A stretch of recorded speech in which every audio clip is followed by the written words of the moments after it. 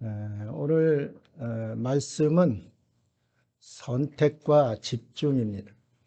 에, 성공한 사람들의 그 특징이 선택과 집중이에요.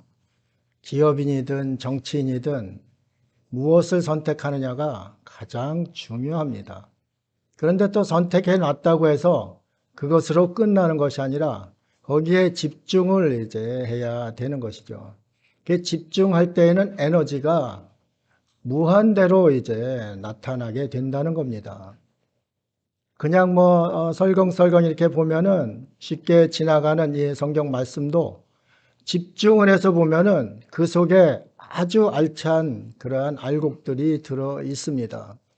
또 기업을 하는 사람들도 여기가 참 물고기가 많다. 거기에 선택을 해놨는데 거기에 집중하면 그 속에 갖은 물고기 종류를 이제 찾아내게 되는 것이죠. 근데 교회도 마찬가지입니다. 교회도 큰 교회들 어떻게 저렇게 큰 교회가 되었나 이런 것을 제가 오늘 말씀을 하면서 준비하면서 생각을 쭉 해봤습니다. 세계에서 가장 크다는 여의도 순복음교회는 무엇에 집중했는가? 여의도 순복음교회는 성령운동에 집중했습니다.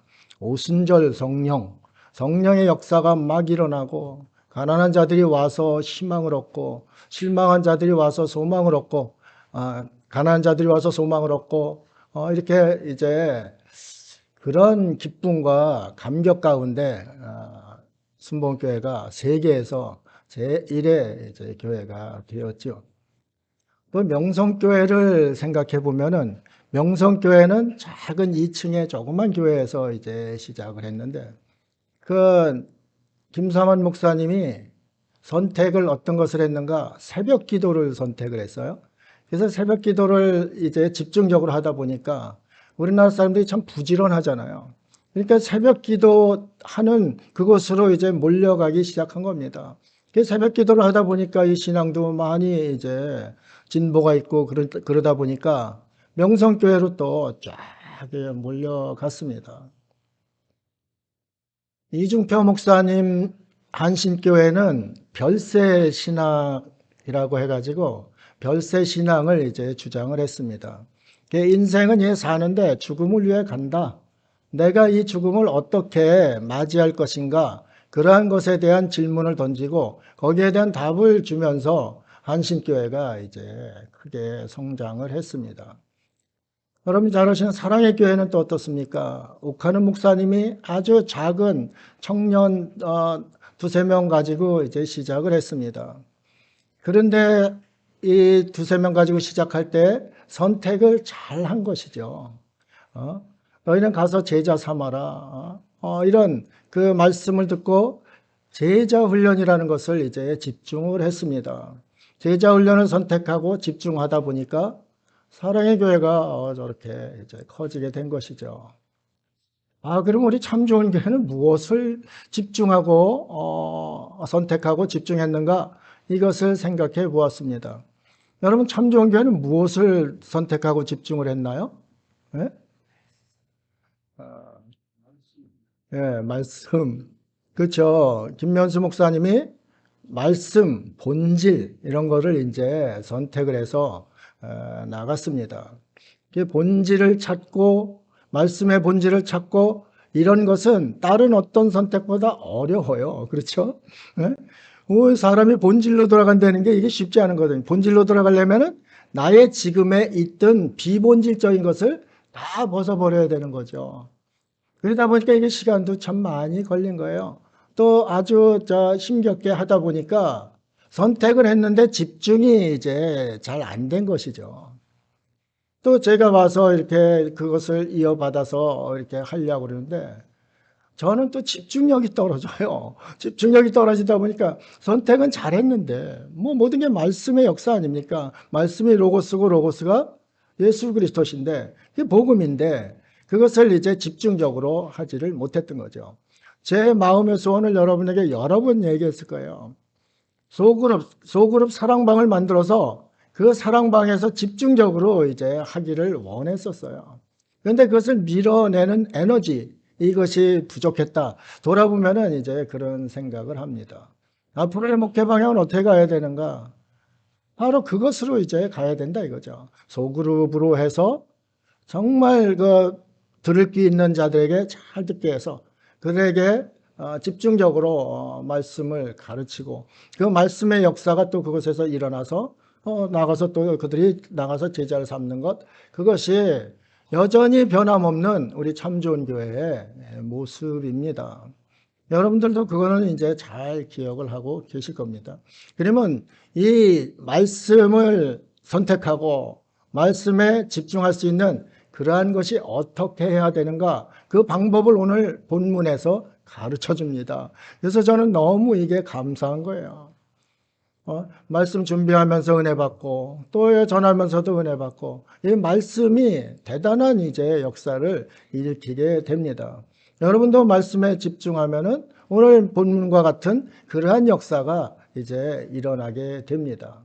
사도 바울 일행이 2차 전도 여행을 쭉 돌아서 오다가 이제 에베소에 들렸습니다. 내려와 가지고 에베소에 그 사람을 두고서 이제 그 가이사라 또 예루살렘으로 돌아왔습니다.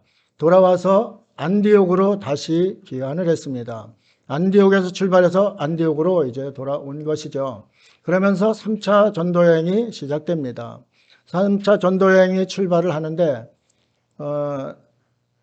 우리 바울 사도는 2차 전도여행에 있었던 그런 갈라디아 지방을 이제 쭉 돌기 시작합니다. 그래서 제자들을 굳게 하고 있습니다. 굳게 하면서 쭉 돌아갈 때 남겨두었던 사람들이 아볼로에 대해서 이제 세례 요한의 세례밖에 모르고 하나님 예수 그리스도의 성령 세례를 모르는 것, 그것을 또 잘 가르쳐 주게 됩니다. 그러다 보니까 아볼로가 이제 고린도로 가서 사역을 한다고 하고, 그런 상태에서 아볼로는 고린도로 떠난 상태에서 이제 에베소로 사도 바울이 돌아오는 그 내용부터 오늘 본문이 시작되는 겁니다. 1절, 2절을 한번 보겠습니다. 아볼로가 고린도에 있을 때에 바울이 윗지방으로 다녀 에베소에 와서 어떤 제자들을 만나 이르되 너희가 믿을 때 성령을 받았느냐? 이르되 아니라 우리는 성령의 계심도 듣지 못하였노라 그랬습니다. 우리가 신앙생활을 하면서 내가 완벽한 구원받은 자인가 이런 것을 이제 확인하고 싶을 때가 참 많이 있습니다. 그런데 자신이 잘 확인을 못해요. 그 확인하는 것이 성령인데 그 성령 받은 것을 자신이 잘 확인을 못해요. 성령이란 원어는 바람이란 뜻이에요. 바람이 언제 왔다 언제 가는지 잘 모르는 거죠. 그러니까 잘 모르는 거예요. 예수님은 세례 받을 때 성령이 임할 때 그때 비둘기 같이 이제 성령이 임했다고 그랬습니다. 예수님은 그렇게 확실하게 이제 임하는 거죠. 여러분 세례 받을 때 그럼 비둘기 같은 성령이 임했습니까? 이 질문하면은 답을 할 분들이 별로 없을 거예요. 그렇죠? 우리가 세례 받을 때 다 비둘기 같은 성령이 임했다. 그럼 확신을 가지고 이제 알 수 있잖아요. 그런데 그것이 아닌 거죠. 구원의 조건이 무엇인가 우리가 돌아보아야 합니다. 구원의 조건은 물과 성령으로 세례를 받은 사람이 거듭나야 그 구원의 조건이 완성되는 겁니다. 그런데 여기 와 보니까 어떤 사람들이 너희가 믿을 때 성령을 받았느냐? 사도 바울 선생님이 이야기를 하니까 우리는 모릅니다. 우리는 성령이 있는 것도 모릅니다. 그랬습니다. 그러면 구원의 완전한 조건이 충족되지 않았다는 것이죠. 우리가 신앙생활 하면서도 세례 요한의 세례 그 정도 수준에 머무는 그러한 신앙들이 많이 있습니다. 내가 생각해서 나는 구원받은 것 같다. 나는 내가 생각해서 나는 그리스도인 같다. 이런 생각이지 온전히 성령 세례를 이렇게 받았는가 물어보면은 잘 대답을 이제 하지 못하는 것이죠. 그런데 이 에베소에도 그런 이제 사람들이 많이 있었던 거죠. 세례 요한이 회개하라 천국이 가까웠느니라 그러면서 세례를 이제 받으라고 계속 전했습니다. 그 세례 요한의 제자들이 수없이 많이 나타났던 것이죠. 그 세례 요한의 제자들이 이제 에베소까지 이렇게 와서 있어서 자신들이 그리스도인이라고 하면서도 자신들은 세례 요한의 세례밖에 이제 모른다 그렇게 이야기를 하는 겁니다. 그러면 세례 요한의 세례는 뭐고 성령 세례는 무엇인가 우리가 알아야 될 거 아닙니까? 여러분은 성령 세례를 받았습니까? 예? 성령 세례를 받은 것을 확인할 수 있습니까? 이렇게 질문하면 여러분 어떻게 대답하시겠어요? 세례 요한의 세례는 그때 당시에 메시아를 잘 알지를 못했어요. 그래서 내 뒤에 오시는 그가 너희에게 성령으로 세례를 줄 것이다. 그렇게 했습니다. 그러니까 예수님을 모르는 상태에서 내 뒤에 오시는 그분을 모르는 상태에서 세례 요한의 세례만 받은 것이죠. 여러분이 세례 받을 때 예수 그리스도를 믿지 않고 세례 받는 분들도 있습니다. 오늘 본문에서 그랬지 않습니까? 너희가 믿을 때, 너희가 믿을 때, 그게 무슨 뜻이에요? 예수님을 믿을 때, 너희들이 그리스도인이라고 그럴 때에, 이렇게 이제 물어보는 것입니다. 우리 삶 가운데, 나는 정말 확신을 합니다. 구원받은 자 확신합니다. 이런 사람도 세례 요한의 세례밖에 모를 때가 많이 있다. 이 말씀입니다. 그래서 가장 중요한 것은 성령 세례로 완성을 해야 합니다.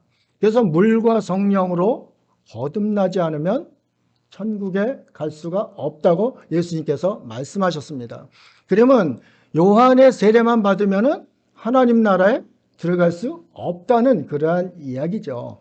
물세례는 요한의 세례입니다.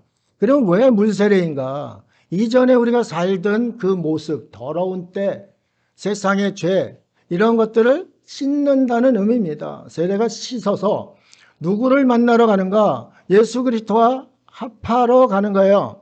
그게 세례입니다. 내가 그러니까 예수님을 온전히 영접하기 전 단계라 이 말씀입니다.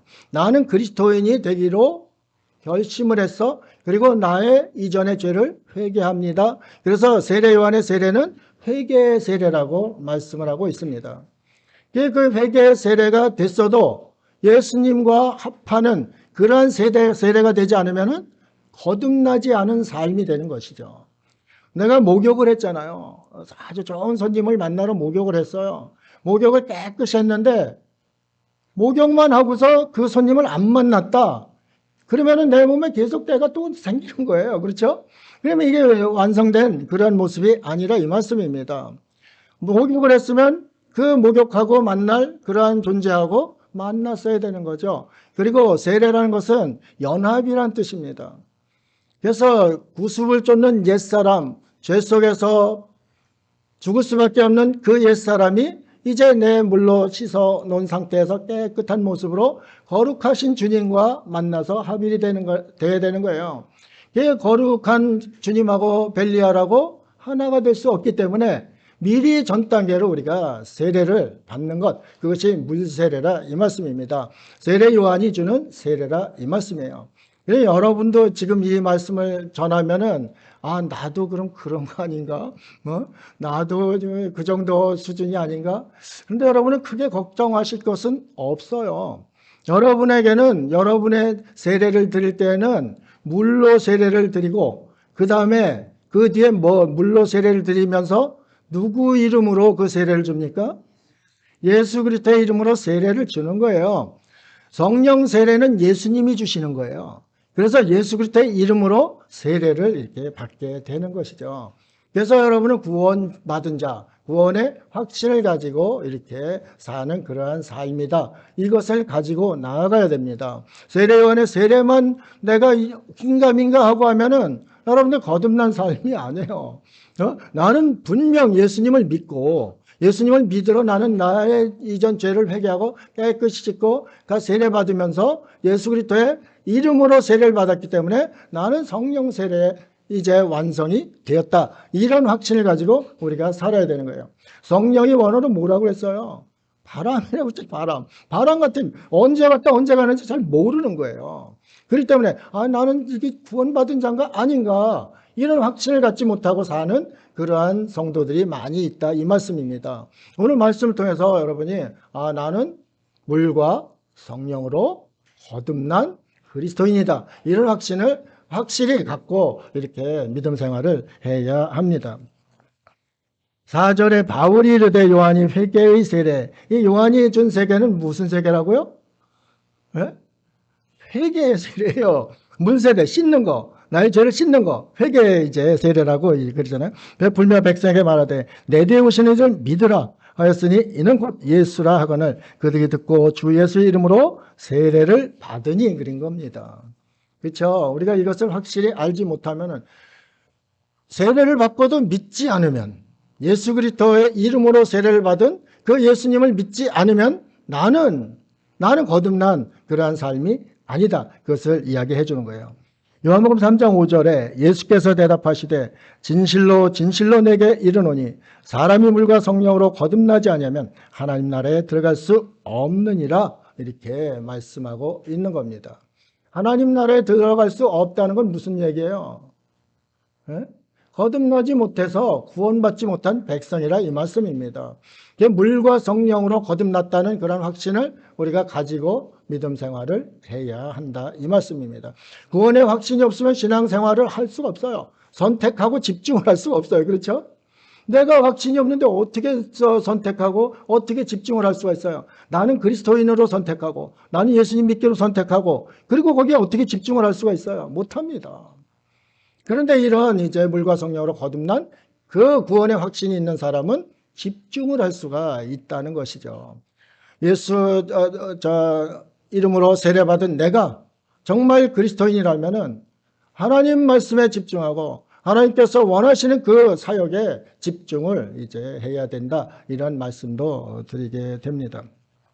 6절 7절에 보면 바울이 그들에게 안수하며 성령이 그들에게 임하심으로 방언도 하고 예언도 하니 모두 12사람쯤 되니라 그랬습니다. 방언도 하고 이거는 우리가 알 수 있는 그런 것이 아니라 초자연적인 그러한 상황이 벌어지는 거예요. 성령이 임하면은 여러분의 삶이 초자연적인 삶으로 바뀌는 거예요. 그런데 그런 것을 우리가 나는 그렇게 할 수 있는가? 오순절 성령 임할 때 그런 성령이 나에게서도 나타나는가? 믿지 못하거든요. 그러니까 이게 안 나타나는 거죠. 그 믿음을 가지고 내가 나에게서도 그러한 성령의 역사가 일어난다는 확신을 가져야 됩니다. 거듭난 사람은 2000년 전에 세례 물과 성령으로 거듭난 사람이나 2000년 후에 지금 우리에게 물과 성령으로 거듭난 사람이나 같은 존재라 이 말씀입니다. 그러면 어느 상황에서 그런 역사는 다 일어날 수가 있다는 거죠. 세례 요한의 세례만 받았던 그 사람들 12명이 이제 세례받고 성령이 임했습니다. 그러면 물과 성령으로 12명이 이제 거듭난 거예요. 이 12명의 제자를 얻었습니다. 사도 바울이 엄청 기뻐하는 것이죠. 생판 모르는 데 가가지고 12명 제자를 얻었다는 것은 상당한 자신감을 이제 가질 수가 있는 것이죠. 이 12명이 무슨 의미인가? 예수님의 제자가 몇 명이에요? 12이죠. 사도 바울이 에베소에서 첫 번에 가서 복음 전해서 얻은 그 사람이 12명이라는 거죠. 이 12명이 소그룹의 기본이 되는 거예요. 그렇죠? 우리 교회도 사랑방 12명으로 이렇게 조직하려고 그러는데 12명 이게 굉장히 중요한 겁니다. 12명이 넘어가면 산만해요. 그렇죠? 12명을 선택해서 12명을 집중적으로 제자로 만들면은 그 제자들이 또 나가서 12명씩 만드는 거죠. 기하급수적으로 이제 복음이 증거되게 되어 있는 겁니다. 사도 바울이 이런 자신감을 이제 에베소에서 얻은 것이죠. 에베소가 어떤 도시냐 하면은 다이아나 신을 섬기는 그런 이제 도시입니다. 성경에는 아데미 신이라고 이렇게 나와 있죠. 달의 신이에요. 뭐 이슬람 이런 나라들은 달 그림 막 그리고 그 있잖아요. 달 신을 그렇게 그쪽 중동 뭐 이쪽에서는 섬기고 있습니다. 그 아데미 신전이 세계 불가사의라는 어마어마한 세계에서 가장 잘 지고 크고 그런 모습으로 지어놓은 것이 아데미 신전이에요. 그 다이아나 신전 그것이 있는 곳이 에베소이니까 에베소는 어떻게 써요? 그런 이방 신전들은 음란이 득실득실합니다. 신전에서 섬기는 창녀들이 1000여 명씩 이렇게 있게 돼 있는 거예요. 그러다 보니까 이 도시는 완전히 타락한 도시가 되는 것이죠.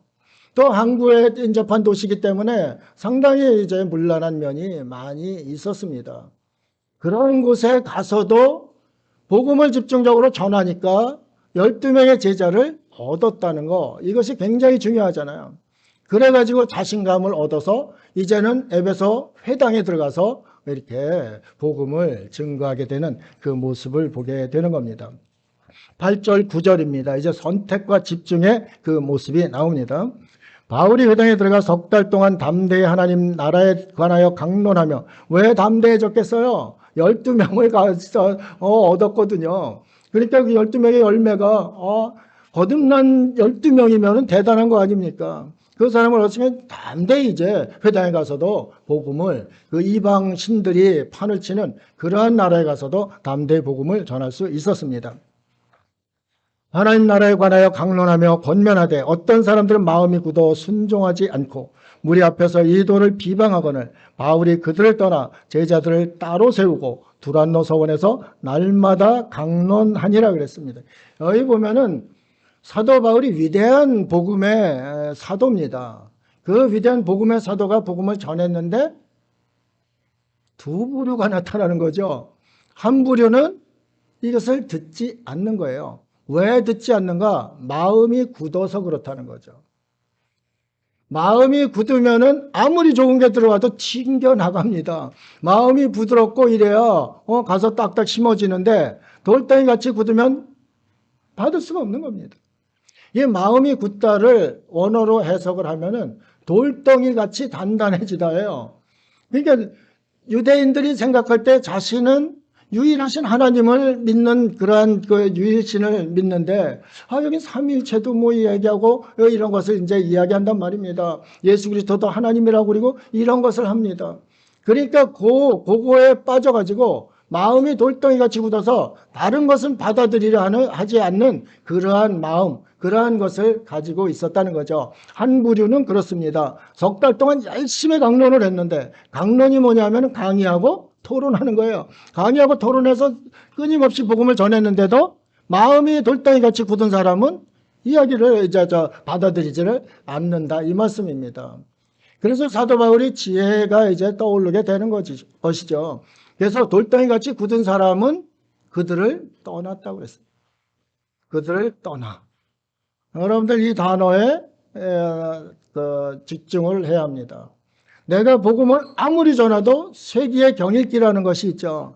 마음이 굳은 사람들은 안 들어가요. 저도 전도를 해보면은 마음이 굳은 사람은 도무지 들으려 하질 않아요. 귀가 그냥 확 막혀 있다, 이 말씀입니다. 마음이 굳으니까 귀가 막혀 있는 거예요. 그래서 성경에서 들을 귀 있는 자는 들을지어다 그랬습니다. 귀가 부드럽게 들을 수 있는, 그러려면은 마음이 부드러워야 되는데 마음이 열린 마음이 아니라 이거죠. 돌덩이 같은 마음이라는 거죠. 그런 사람에게는 복음을 아무리 던져도 돌짝밭에 뿌린 씨가 된다는 거죠. 예수님도 그러셨잖아요. 그렇기 때문에 그들은 과감히 떠나는 게 좋다, 이것을 여기서 이야기합니다. 왜 그러는가? 복음의 효율성 때문에 선택과 집중을 해야 되기 때문에 이들을 떠나는 것이 선택이에요. 그 다음에 여기 또 뭐라고 그랬어요? 그들 떠나 제자들을 따로 세우고 그랬습니다. 이게 떠나고 따로 세우고, 떠나고 따로 세우고, 선택과 집중, 복음의 선택과 집중이 바로 그것이다. 우리가 마음에 새겨 놓아야 합니다. 저도 마음이 약하다 보니까 여기선 이렇게 해서 하지 않아야 되는데, 참 그 제자 만들 그런 곳이 많이 있는데, 그런데 못 떠나는 거예요. 그러면 정 때문에 못 떠나는 거예요. 계속 그냥 하다 보니까 이게 복음이 제대로 전달이 되지를 않는 거죠. 효율성이 나타나지를 않는 것이죠. 그래서 떠나고 따로 세우고, 이것이 바로 선택과 집중을 하기 위한 그러한 전 단계다, 그것을 이야기하고 있습니다. 에베소 4장 19절에 그들이 감각 없는 자가 되어 자신을 방탕에 방임하여 모든 더러운 것을 욕심으로 행하되 그랬습니다. 감각 없는 자가 되면은 뭐 이성이나 염치나 이런 것이 아무것도 없어요. 말씀, 생명의 말씀이 들어와도 감각이 없는 거예요. 그러면 감각이 없으면 어떻게 합니까? 자신의 육체의 행위대로 나아가는 겁니다. 그러니까 방탕으로 가고 죄에 빠질 수밖에 없는 그러한 상황에 처하게 되는 것이죠. 그런 것에서 이제 떠나서 따로 세우는 그러한 모습을 이제 보게 됩니다. 호세아 4장 16절에 이스라엘은 완강한 암소처럼 완강하니 이제 여호와께서 어린 양을 넓은 들에서 먹인같이 그들을 먹이겠느냐, 이런 말씀이 있습니다. 완강한 암소라고 그랬습니다. 저는 시골에서 살았기 때문에 소의 고집을 합니다. 소 고집은 그거 사람이 그거 못합니다. 자기가 가려고 하면 거기를 가야 되는 거예요. 우리나라는 황소 고집이라고 그러잖아요. 황소가 더 고집이 센 것 같지만 암소가 더 고집이 세더라고요. 이 중동에서는 이 암소들을 이제 활용을 하는데, 이 암소들이 고집이 이게 사람이 생각하는 그러한 고집이 아니라는 거죠. 소처럼 마음이 굳어서 자기 멋대로 자기 생각대로 가는 그 모습을 이스라엘에 비교를 한 거죠. 이스라엘은 하나님의 말씀 받기, 하나님의 말씀 순종하기를 완전히 완강히 거부하고 그 고집센 암소같이 그렇게 그냥 나갔다, 이것을 이야기하고 있습니다. 우리 주변에도 보면은 이 완강한 이 암소 고집 같은 그러한 것을 고집을 부리는 그러한 사람들이 있죠. 복음이 생명인데 자신들이 살아나는 것인데도 거기에 완전히 감각 없는 자가 돼서 완강하게 거부하는 그런 모습이 이제 나타나는 것이죠. 우리가 복음을 전할 때 그러면 거기서 계속 붙들어 매여 있어야 되는가? 아니라는 거죠. 복음은 복음의 그 밭이 좋은데 그런 데서 뿌리면 효율이 많이 나는데 돌터니에 뿌려보세요. 아무 효율이 이제 발생하지 않는 것, 이것을 보게 됩니다. 교회의 모든 문제도 복음 전하는 것도 이렇게 선택을 잘하고 집중해서 정말 열매를 많이 맺어야 되는 것, 그것이 하나님의 뜻이라 그것을 오늘 또 볼 수 있게 됩니다. 그래서 두란노 서원이라는 곳에, 두란노 서원은 철학자들이 뭐 이렇게 토론도 하고 이렇게 하는 그러한 이제 곳이라고 합니다. 거기 가가지고 두란노 서원은 어쨌든 공부하는 곳이에요. 서원이니까 공부하는 곳이에요. 그러니까 거기서 이제 집중적으로 공부를 시키기 시작한 겁니다. 그래서 복음이 잘 들어가려면은 교육이 시작돼야 됩니다. 모르니까 가르쳐야 되는 거 아니에요. 가르침이 상당히 중요합니다. 교회가 뭡니까? 가르침을 받는 곳입니다. 가르침을 받아서 모이는 곳이에요. 여러분도 가르침을 받기 위해서 오게 됩니다. 그 가르침을 받아서 그것을 세상에 또 가르치려는 그러한 사명을 받고서 여기 온 사명자들이라 이 말씀입니다. 그런 가르침, 교육만 한다고 해서, 저도 군대를 갔다 왔는데 군대는 교육 훈련이 너무 힘듭니다. 교육 받을 땐 졸렸고 막 그렇습니다. 훈련 받을 땐 진짜 피가 나고 고통스럽습니다. 교육도 철저히 받아야지만은 교육 받은 데에서 그것을 끝나면 아무 소용이 없습니다. 써먹을 수가 없다, 이 말씀입니다. 그러니까 훈련이 이제 필요한 것이죠. 그래서 교육 훈련을 철저히 이렇게 시킨 것, 사도 바울이 선택과 집중을 그렇게 했다는 것을 이제 우리가 볼 수 있습니다. 2해 동안 이같이 하니, 10절, 2해 동안 이같이 하니 아시아에 사는 자는 유대인이나 헬라인이나 다 주의 말씀을 듣더라. 아시아가 우리 중국,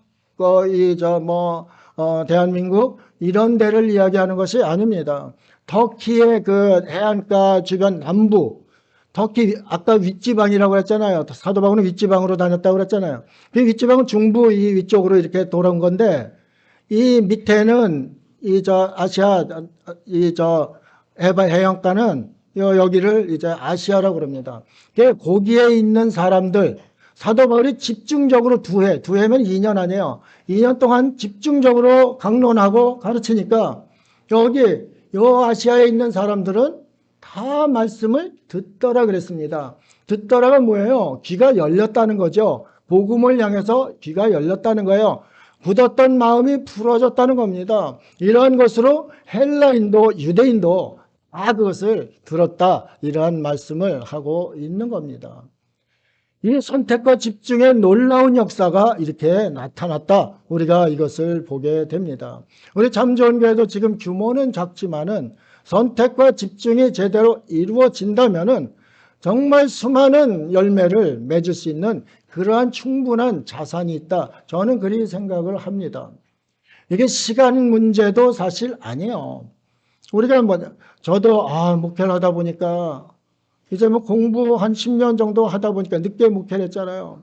10년 정도 다시 공부를 하다 보니까 벌써 60대 중반이에요. 중반을 넘었잖아요.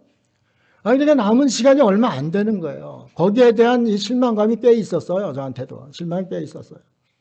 뭔가 이제는 좀 목회를 알고 뭔가 좀 해봤으면 하는 그러한 시기가 도래했는데 벌써 은퇴할 시기가 다가오는구나 이런 생각을 하니까 마음이 아주 답답한 거예요. 그런데 보세요. 오늘 본문이 놀라운 힘을 주고 있는 거예요.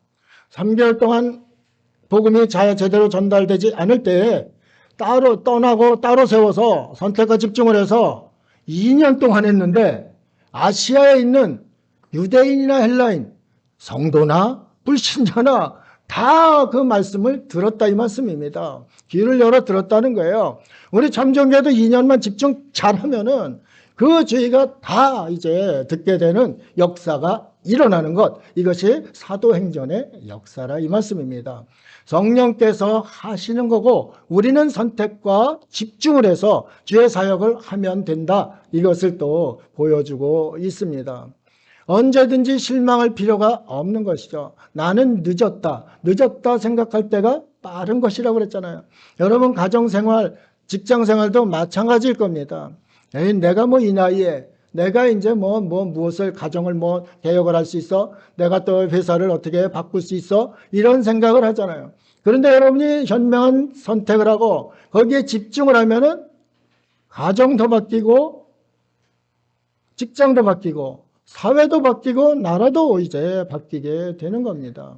교회가 지금 선택과 집중을 할 때입니다.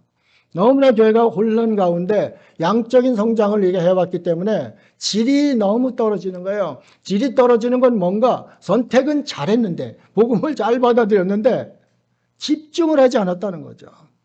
그냥 넌 믿으니까 그냥 방치한 거죠. 너 그래 너 세례 받았지? 너 구원 받았지? 이렇게 하는 거죠. 논산훈련소에서 저희가 있을 때 세례 받은 사람이 한 2,000명가량 돼요. 한 번 세례 받으면 2,000명가량 받는데 요즘은 한 1,000여 명 받는다고 그래요. 그 사람들을 잘 선택한 사람들 아니에요. 예수님 믿기로 선택한 사람들 아니에요. 그들을 집중적으로 제대로 키웠으면 우리나라 정말 복음의 옥토가 됐을 겁니다. 그냥 방치한 거죠. 세례 요한의 세례만 하는 그 상태로 놔뒀던 것이죠. 집중이 안 됐다는 거죠. 집중이 안 됐다는 건 뭐예요? 성령의 역사를 일으키지 못했다는 거죠. 이것이 우리 지금 대한민국 교회가 다시 받아들여야 할 그러한 내용입니다. 하나님께서 오늘 주신 메시지가 우리 교회는 물론 대한민국 교회도 바뀔 그러한 기로에 서 있습니다. 이러한 때에 무엇을 할 것인가 선택하고 집중을 해야 성령께서 역사하셔서 아시아에 있는 모든 유대인이나 헬라인이나 다 하나님의 말씀을 듣는 그러한 역사가 일어난다. 이 말씀입니다. 저는 이 말씀에 너무 희망이 솟아오릅니다. 여러분 가정도 실망할 수도 있습니다. 우리는 왜 그렇게 복음이 제대로 들어가지도 않고 복음이 힘을 내질 못하는가 이런 생각을 할 때가 있을 겁니다. 그렇지만 오늘 말씀을 통해서 힘을 얻으시기 바랍니다. 이 말씀이 선택한 가운데 집중하면 달라지는 거예요. 제가 정환이 지금 어린이집에 오면 하원시키고 그러잖아요. 그러면 와서 책을 그냥 계속 읽혀주고 이것도 하고 저것도 하고 이제 합니다. 그래서 지금 제가 간과한 것은 얘가 입을 뗄 때 말을 할 때 이 성경을 제대로 계속 주입하고 가르쳤어야 되는데 그거를 시간을 좀 놓쳤다 이런 생각을 하고 있어요. 그래서 지금부터라도 정말 집중해서 하나님 말씀에 녹아들 수 있도록 이렇게 가르쳐야 되겠다 그런 이제 생각을 하고 있습니다. 뭐 말할 줄 알고 생각할 줄 알고 그런 상황에서는 얼마든지 이들에게 집중하면은 이들이 훌륭한 크리스찬 하나님의 사람으로서 이제 성장을 할 수 있을 것입니다. 이런 것을 보면은 우리가 늦었다고 할 필요가 없습니다. 사도 바울 2년 했는데 2년 동안 아시아 일대가 그 굉장히 넓은 지역입니다. 터키 남부 그 일대가 아시아인데 거기 굉장히 넓은 지역이에요.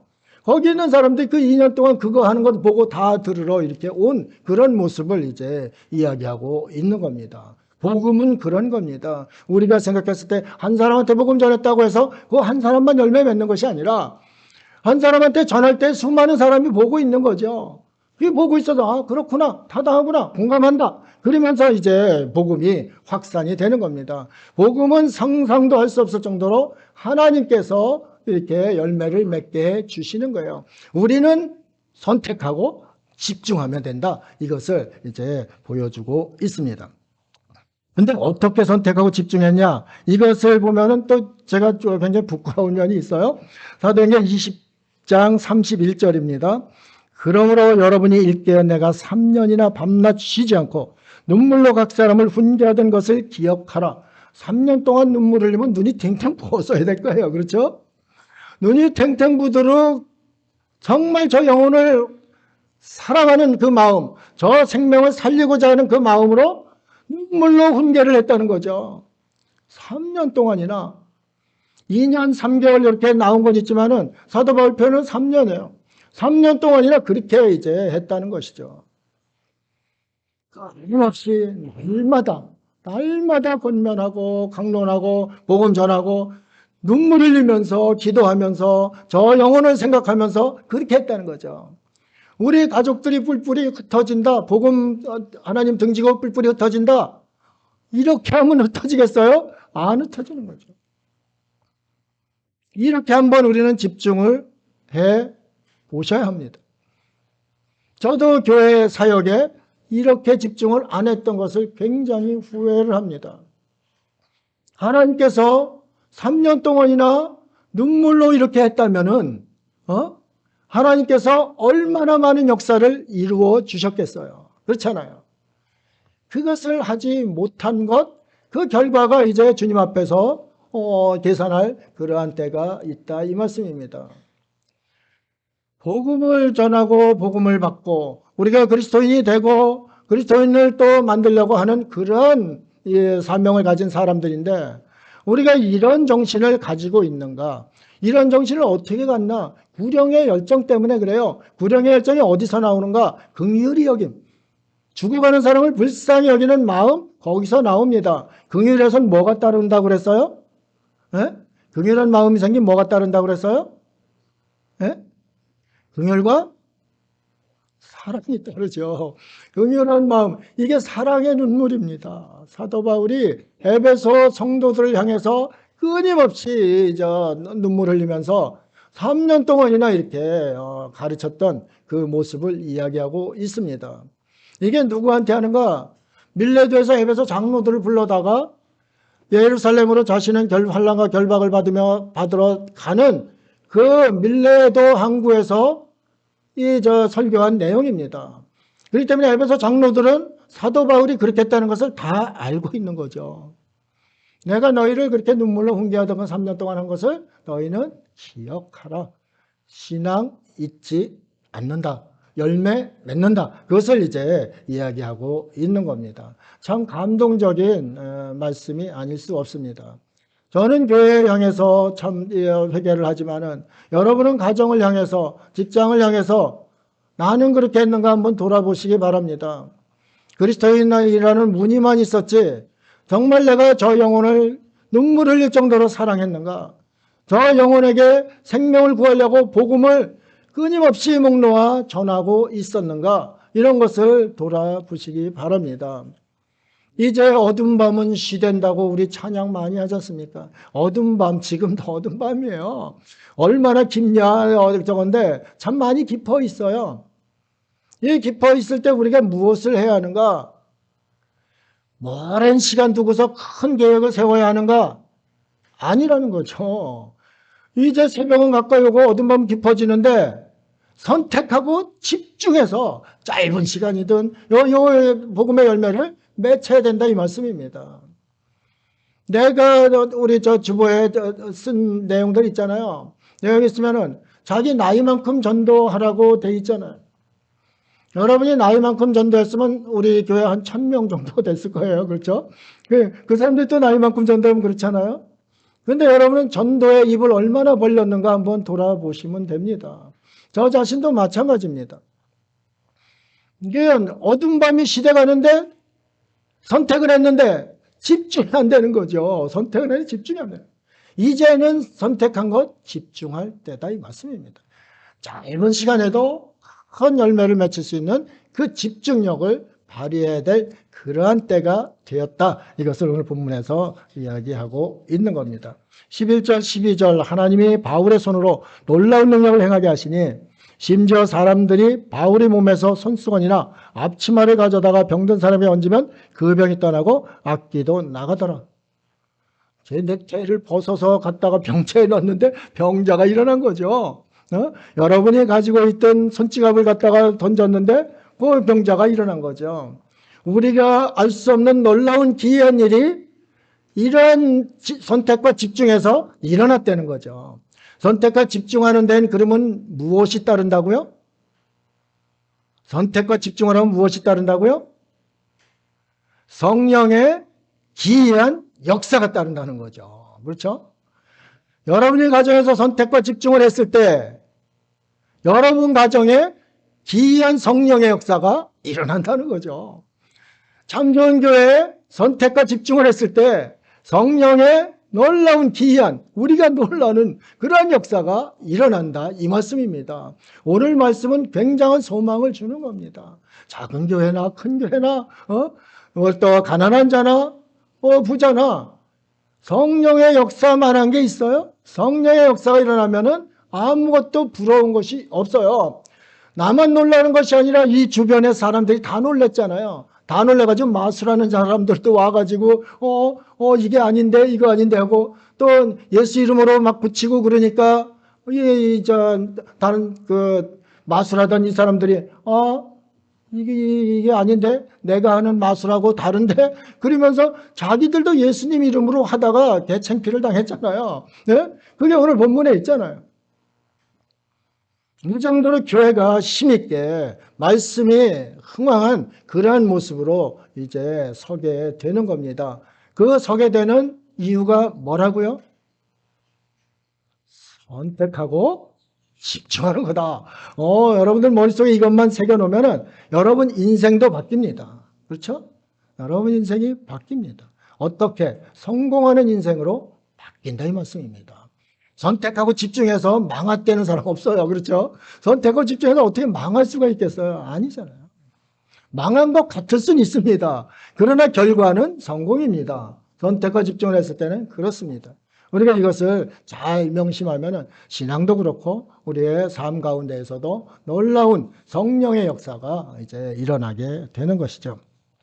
15절 16절에 그 모습을 보고서 엉뚱한 일을 벌인 사람들 그것에 대해서 나옵니다. 악귀가 대답하여 이르되 내가 예수도 알고 바울도 알거니와 너희는 누구냐 하며 악귀 들린 사람이 그들에게 뛰어올라 눌러 이기니 그들이 상하여 벗은 몸으로 그 집에서 도망하는지라 그랬습니다. 제사장 스게의 아들이 7명이 있었다고 그래요. 제사장 스게의 아들이 7명인데 제사장이면 그래도 상당한 위치에 있는 거 아니에요. 그런데 자신은 예수 그리스도를 믿지 않으면서 예수의 이름으로 자기들이 이 역사를 일으키려고 한 것입니다. 그러니까 악귀, 귀신, 마귀도 이것을 안다는 거죠. 마귀가 여러분 압니다. 예수 그리스도인인 거 압니다. 예수도 알고 바울도 아는 그 악귀 앞에서 참 가증스럽게 폼을 잡았던 것이죠. 그러다가 정말 대창피를 당하고 도망가는 알몸으로 도망갔다고 그랬잖아요. 정말 이런 역사가 일어납니다. 그래서 선택하고 집중하는 그리스도인들 주변에 세상의 악한 모습들이 드러나게 된다. 이것을 여기서 보여주지 않습니까? 여러분이 어디에 진리의 영을 가진 여러분이 그 자리에 서 있는데 옆에 불의들이 안 드러나겠어요? 드러나는 거죠. 아무리 까불고 꾀를 쓰고 아무리 모사를 한다 하더라도 다 드러나게 되어 있는 겁니다. 진리가 그래서 여러분을 자유케 하는 거예요. 어디 가든지 악한 것들이 드러나기 때문에 여러분은 자유로워지는 거죠. 진리 안에서 자유로워지는 거죠. 이 자유를 누리는 사람들이 선택과 집중을 잘한 사람들인 거죠. 신앙생활엔 흐지부지 하려고 하지 마시기 바랍니다. 어둠 밤 다가오는데 흐지부지 하다가 이젠 뭐 그냥 대충 되고 개쎄라쎄라다 이러고 신앙생활 하다 보면 뭐 벌써 이제 끝나는 거 아닙니까? 주님 앞에 바로 서는 거 아닙니까?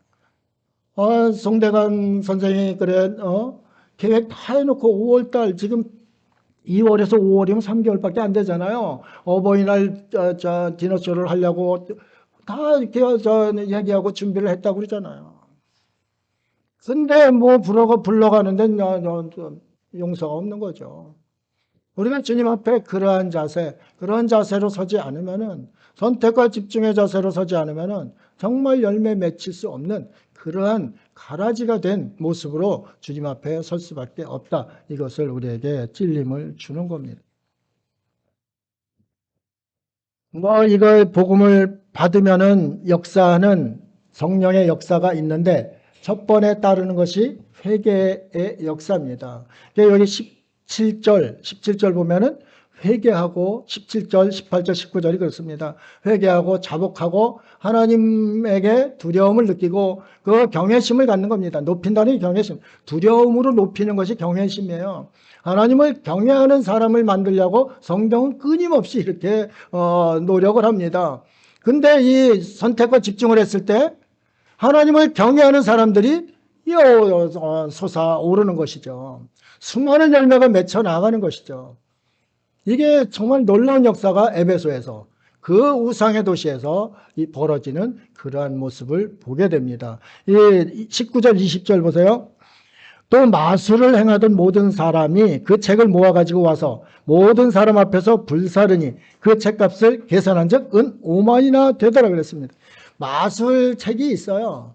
저도 저희 조부님이 늘 그 아픈 사람들, 뭐 문제 있는 사람들 와서 책을 봤어요. 그게 주역책이잖아요, 책. 아주 그것을 굉장히 귀하게 여기셨어요. 주역을 볼 수 있는 사람이 동네에 거의 없었으니까, 많지 않았으니까.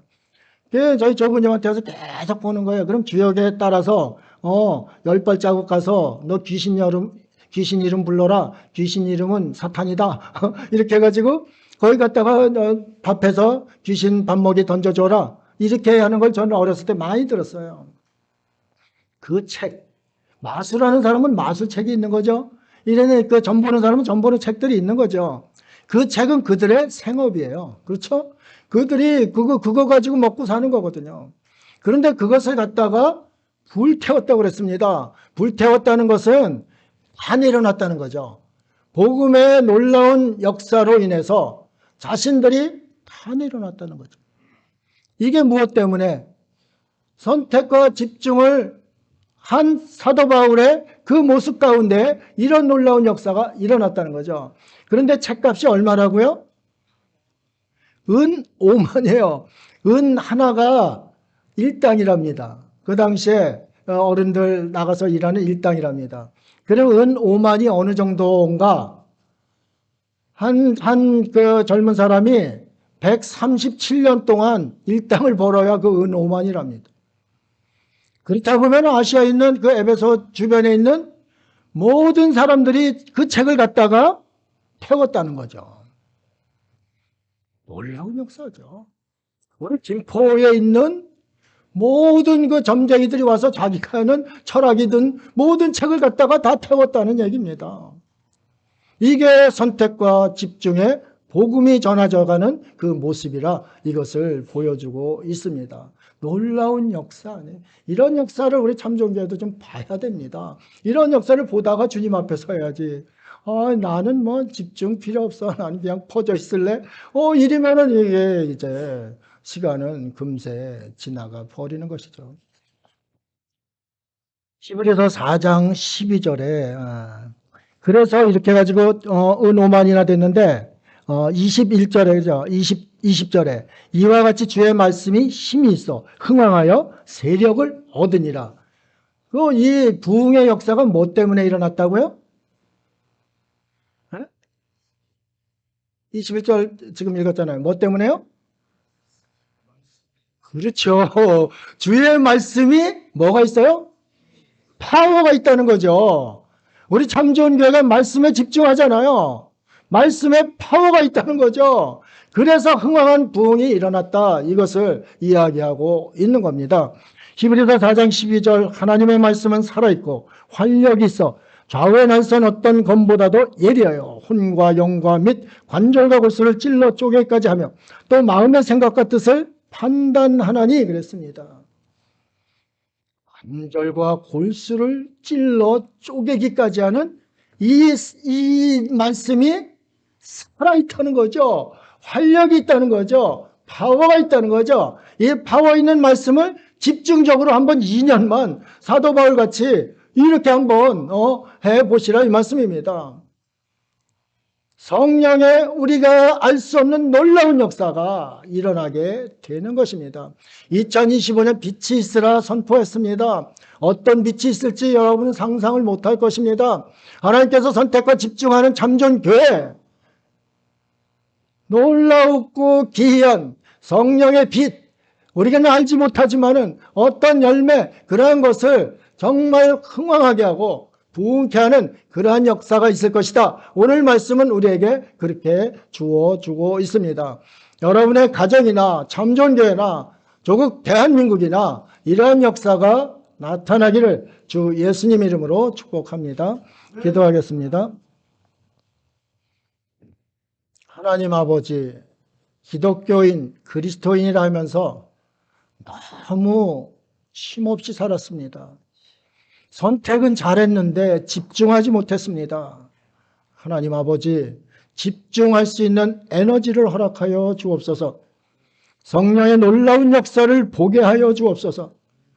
왜 참전교회는 부흥의 역사를 보아서는 안 되는 것입니까? 하나님 아버지, 참전교회에 선택과 집중의 놀라운 은혜를 허락하여 주셔서 하나님께서 내려주시는 하늘의 놀라운 모습, 성령의 역사를 바라보는 복된 참존교회 될 수 있도록 인도하여 주옵소서. 감사드리며 예수님 이름으로 기도드립니다. 아멘.